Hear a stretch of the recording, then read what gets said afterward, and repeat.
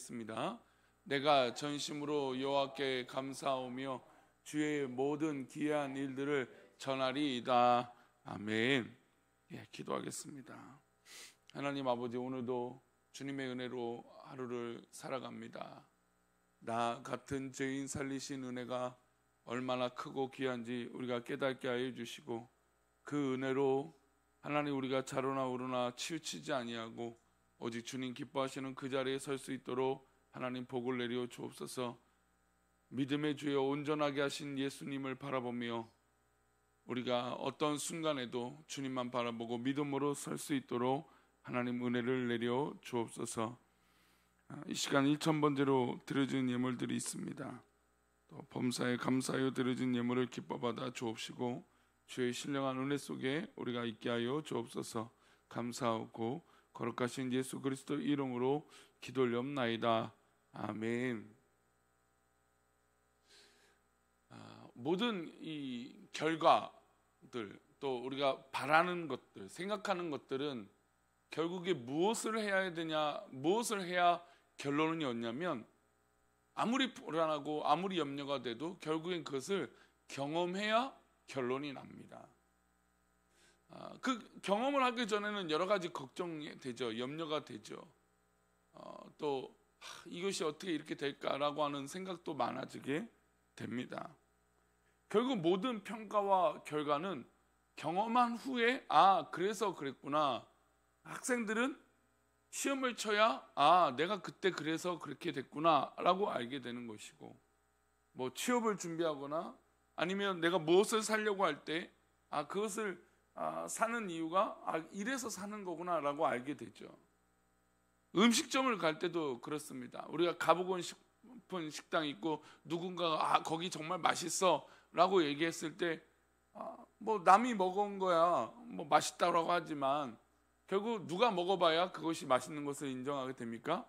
내가 먹어봐고 내가 경험해봐야 결론이 나는 것입니다. 우리가 믿는 하나님에 대해서도 역시 같은 모습이 적용이 되죠.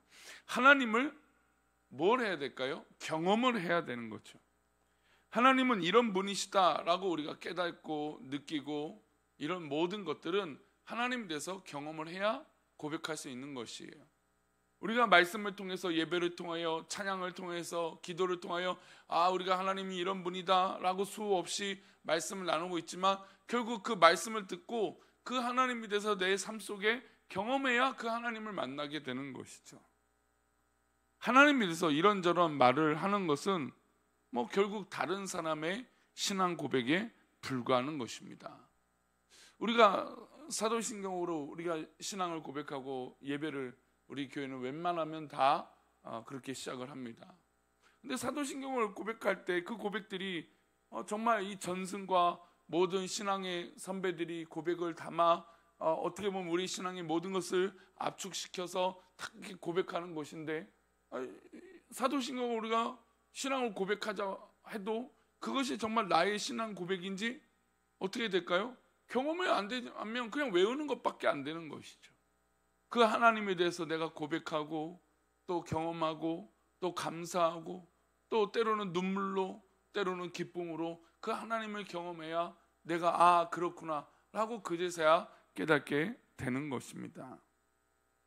오늘 본문의 다윗도 하나님을 경험한 후에 하나님이 이런 분이시구나 라고 하는 그런 모습으로 고백되고 있는 시편이라 할 수 있습니다. 하나님에 대한 고백을 오늘 본문 시편 9편에서 다 고백하고 있는 것이죠. 그런 의미로 1절 말씀인데요, 볼까요? 내가 전심으로 여호와께 감사하며 주의 모든 기이한 일들을 전하리이다. 다윗은 기이한 일들이라고 표현하고 있어요. 기이한 일들이란 표현은 말로 설명할 수 없는 것들이죠. 인간의 언어로는 표현할 수 없다라는 겁니다. 하나님을 경험했지만 하나님이 이런 분이다 뭐 이렇게 뭐 말하기는 어려운 부분들이 있지 않습니까? 얼마 전에 이 무신론자, 즉 하나님이 없다, 신은 없다라고 말하는 사람들과 대화할 때 우리가 갖춰야 될 어떤 그런 이 기본적인 마음의 자세에 대해서 이야기했던 어떤 이 영상을 하나 본 적이 있습니다. 거기서 말하는 건 뭐냐면 우리가 하나님을 전부 다 알 수 없다라는 것을 솔직하게 인정하는 것이 중요하다는 거예요. 즉 우리는 하나님에 대해서 알고 있고 경험했어요.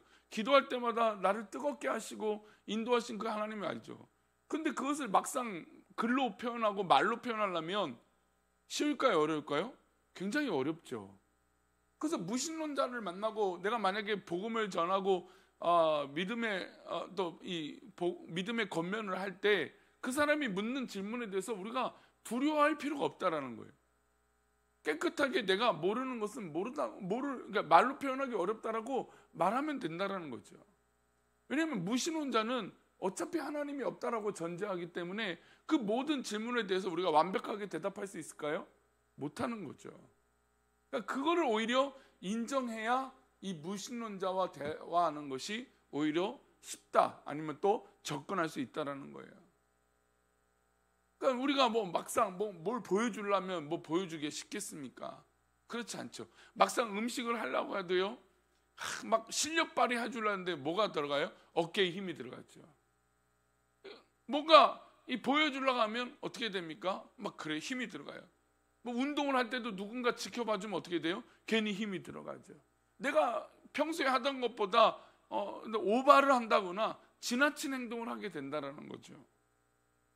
굳이 그럴 필요가 없다라는 겁니다. 그냥 있는 모습 그대로, 내가 하나님을 아는 모습 그대로, 더도 말고 덜도 말고 그냥 그대로의 모습으로 하나님을 고백하면 그들이 그 하나님을 느낄 수 있다라는 것이죠. 지금 다윗은 하나님에 대해서 고백을 하는데 기이한 일들이라고 말하고 있어요. 그러니까 자기가 하나님에 대해서 경험을 했지만 이게 너무나 많은 일들과 너무나 많은 이런 역사 가운데 이걸 말로 표현할 수 없는 일들이라는 것이죠.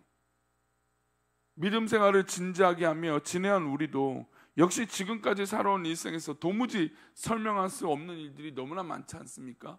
그래서 우리는 그 모든 것들을 정말 통틀어서 뭐라고 말하냐면 은혜라고 얘기하는 거예요. 우리의 믿음의 사람들이 왜 은혜라고 말하냐면 달리 말할 방법이 없잖아요.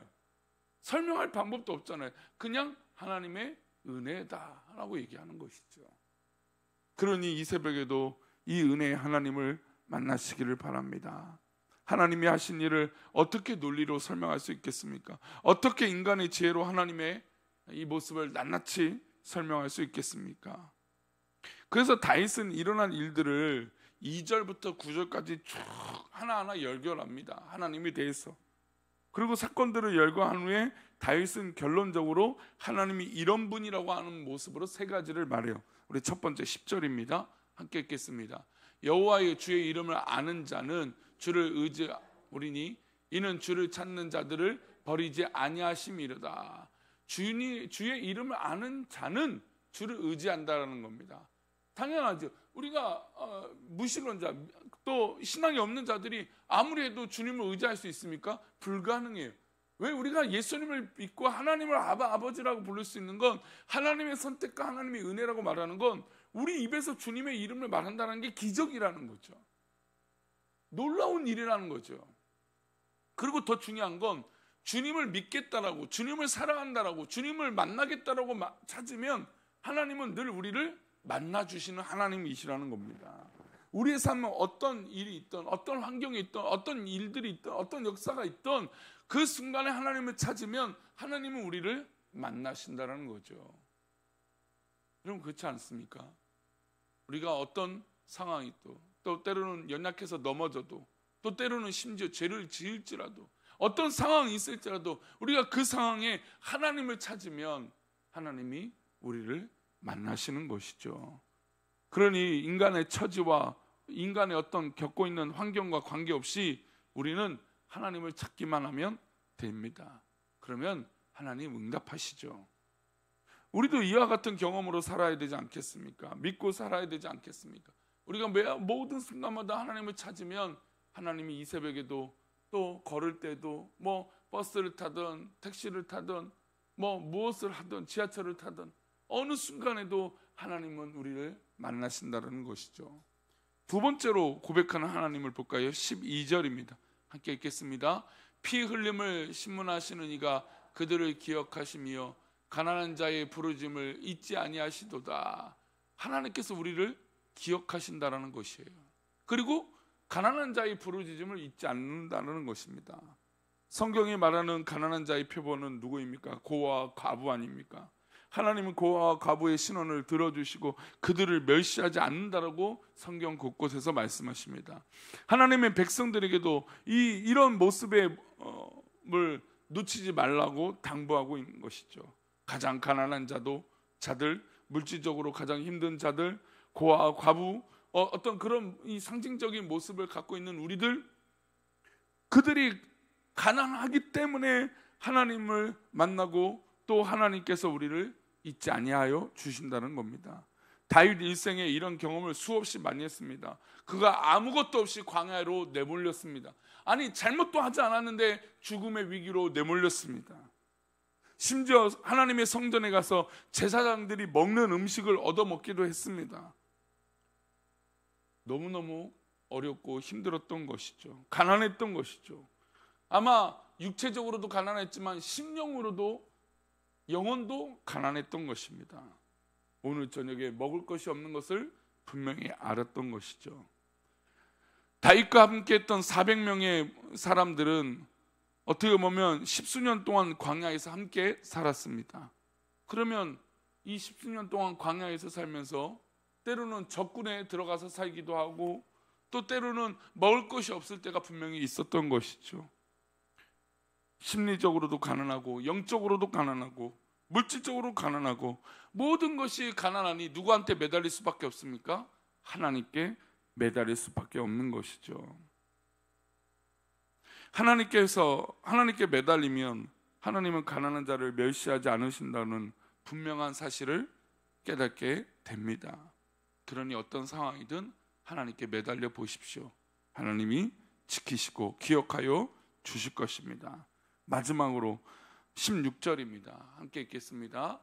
여호와께서 자기를 알게 하사 심판을 행하셨으며 악인은 자기가 손으로 행한 일에 스스로 얽혔도다. 심판하시는 하나님이시죠. 그는 많은 사람들을 경험했습니다.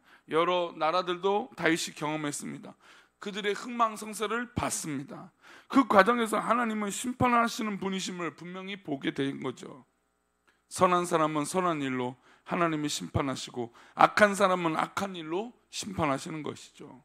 선을 베푸는 일에 열심히 하는 사람은 선한 일로 하나님이 갚아주십니다. 오늘 다윗의 고백을 통해서 우리가 무엇을 느낄까요? 이 순간에 우리 하나님이 동행하시고 함께 하신다는 겁니다. 하나님께 가까이 하면 내게 복이다라는 것은 우리가 그만큼 하나님을 하루하루 알아가는 것이고 하루하루 하나님을 찾을 때 그 순간에 하나님이 우리를 기억하시고 우리의 모든 모습을 인도하여 주신다는 거예요. 다윗은 자신의 인생 가운데 별의별 일들이 다 있었지만 결국 하나님을 찾아야 된다는 것이 그의 결론인 것이죠. 때로는 하나님이 이 모든 것을 주관하시는 심판의 하나님이실 때가 있고 때로는 우리가 너무나 어렵고 힘들 때 정말 때로는 아무것도 없는 가난한 존재가 되었을 때 하나님은 우리를 기억하고 계신다. 누구도 기억하지 않는 그 순간에 우리를 기억하고 계신다는 것이죠. 그러니 우리가 이 새벽에 기억해야 될 건 하나님을 찾는 것뿐입니다. 하나님을 찾는 자들은 하나님께서 그들을 찾으신다라는 것이죠. 그러니 오늘 어떤 일이 있든 어떤 순간에 있든 어떤 환경에 있든 하나님을 찾으시고 그 하나님을 만나심으로 믿음으로 이기시는 저와 여러분 되시기를 축원합니다. 기도하겠습니다. 하나님 아버지, 우리에게 살다 보면 별의별 일들이 있습니다. 그러나 하나님 그 별의별 일들 가운데 우리가 선택하고 기억해야 될 것은 우리가 무엇보다 하나님을 찾는 것입니다. 그리고 하나님을 만나는 것이죠. 하나님, 우리 믿음의 백성들이 무엇보다 하나님을 만나게 하시고 또 하나님을 찾게 하여 주셔서 하나님을 찾음으로 믿음을 경험하고 은혜를 경험하고 무엇보다 하나님을 경험하게 하여 주옵소서. 그래서 우리 모두 주님의 은혜 속에 승리하기를 원하옵고 그렇게 은혜의 하루가 되기를 원하며 거룩하신 예수 그리스도 이름으로 기도 올려옵나이다. 아멘.